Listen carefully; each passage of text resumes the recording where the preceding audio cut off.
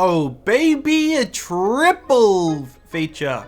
You'd think seeing 3 films in one day would be enough for me, but I actually started my day with a talk between After Sun director Charlotte Wells and Good Luck to You Leo Grand director Sophie Hyde. It was actually a super down-to-earth chat with both of them talking a lot about their personal shortcomings and how hard the filmmaking process can be. My favourite takeaway though was Charlotte saying that despite needing to be a decisive person as a director, it's something she really struggles with, and in her personal life she's once gone to the supermarket for an hour and left with nothing, which is the most relatable thing I've ever heard a director say. My first film of the day was Westgate, an indie feature shot right here in Melbourne. Set in 1999 in the western suburbs, it follows a single mother over the course of one day as she struggles to make ends meet while raising her 12-year-old son. Born to Italian migrant parents, she lost her father almost 30 years ago when the Westgate Bridge collapsed during its construction, which is a real thing that happened that I did not know about and resulted in the deaths of about 35 workers. It's a super grounded, claustrophobically shot film where you can really feel the mounting pressure of each roadblock that comes her way. Despite facing eviction, her son's health problems, and a failing business, she refuses help from anyone, especially her very traditional mother. Her attempts to connect with her son and do what's best for him despite her insecurities getting in the way result in some really genuine and compelling emotional conflicts, but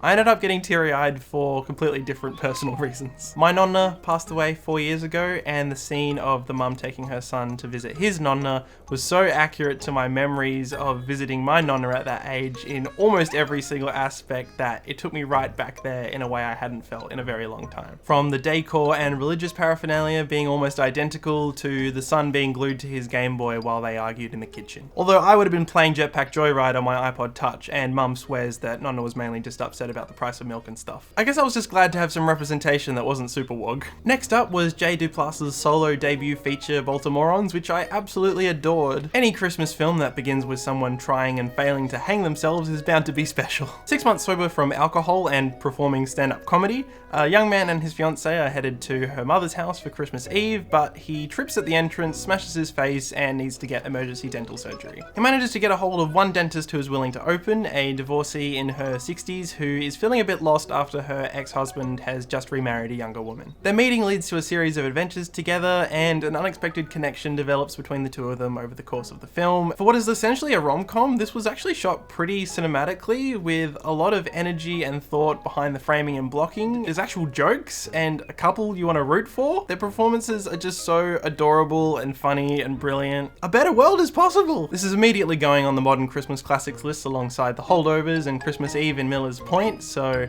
I can't wait for December to hurry up so I can watch it again. My big day out ended with But Also John Clarke, a documentary about the New Zealand comedy legend directed by his daughter Lauren. It was so wonderful to experience a film created with the sole purpose of capturing the spirit and soul of someone so beloved and exceptional. I'd only barely scratched the surface of John's comedy through YouTube clips, so this was a fantastic education of his life's work and legacy, and I had no idea he was so massive and influential. His daughter faced a problem that most doco filmmakers would dream to have, in that John kept a giant archive of both personal and professional materials, so Lauren really had to focus in on what the key elements of his story was that she wanted to tell. She's done an exceptional job of balancing this archive with interviews with everyone from Sean McAuliffe and Rhys Darby to pretty much every single living friend, family, and collaborator of her dad's. Aside from cementing his creative legacy, this film highlights just how progressive and rebellious John was, advocating for more female writers on his staff in the 80s, writing a sorry speech for a fake John Howard to read many years before Kevin Rudd delivered the real one,